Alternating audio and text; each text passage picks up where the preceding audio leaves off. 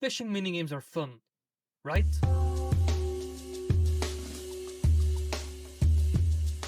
We all know the classic examples like Stardew Valley, Animal Crossing, and Hades for some reason.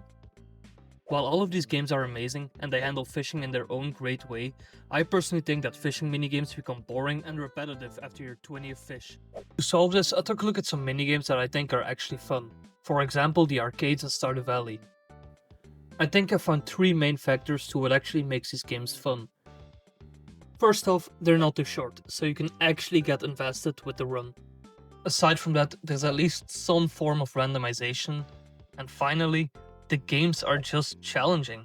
I mean seriously, if you've ever tried to beat Journey of the Prairie King without dying, you know how difficult it is. With that in mind, let's take a look at what I came up with. The overall gist of my game is obviously that we don't have any tools, which leaves us with the elemental abilities to do the fishing. We have fire, earth, air and water. Each has their own interesting way of handling things, but I got heavily inspired by this scene in Avatar: The Last Airbender, where Katara and Sokka are in a boat, and Katara basically drags this fish out of the ocean with like a bubble surrounding it.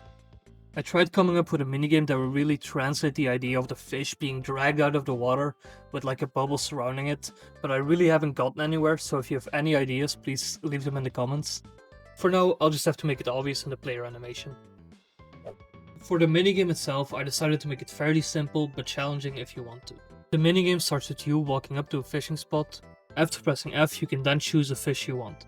This way, if you want a challenge, you can go for a faster, more rare and valuable fish. If you just want to chill, you can catch some fish for some nice income. To actually catch the fish, you have to hold your cursor on a fish while a progress bar fills up. For the more difficult fish, obstacles appear. If you hit them, you get a progress penalty. The same goes for these quick time events, where every 5 seconds, there's like a 30% chance that you get one. Here, once again, if you miss the window, you get another progress penalty. But you basically just have to click a key, a random key, and if you hit it, you can continue. Once the meter is fully filled up, you catch your fish and you can go right back in. Fishing is not all that I've added since the last devlog. I've been very busy with adding some key features. For example, I've added chests and the ability to receive mail from other NPCs.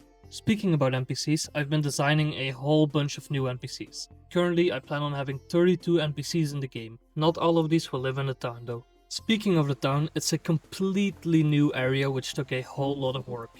There are still 2 buildings missing, but I can give you a small tour. And we'll do it at night to make it more cozy. I've added buildings like the fisherman's hut, a working shop, a windmill, some NPC houses, the local inn, a science center, and a blacksmith.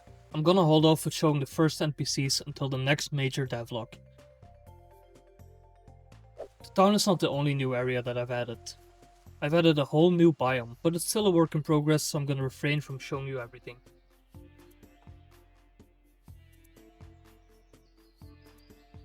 I've added so much more, like a debris spawner for the farm area. I've added sounds, which was a pretty big update. With the addition of sounds, I've obviously just added a quick settings menu. And finally, I just made some big sprite upgrades. Anyway, that's gonna be it for me. I really hope you enjoyed this video. If you did, please leave a like and subscribe. I'm gonna try and do some more weekly or at least regular updates. These are just gonna include what I've done this week. And then the major devlogs will still be coming, probably closer to every month. Anyway, thanks for watching.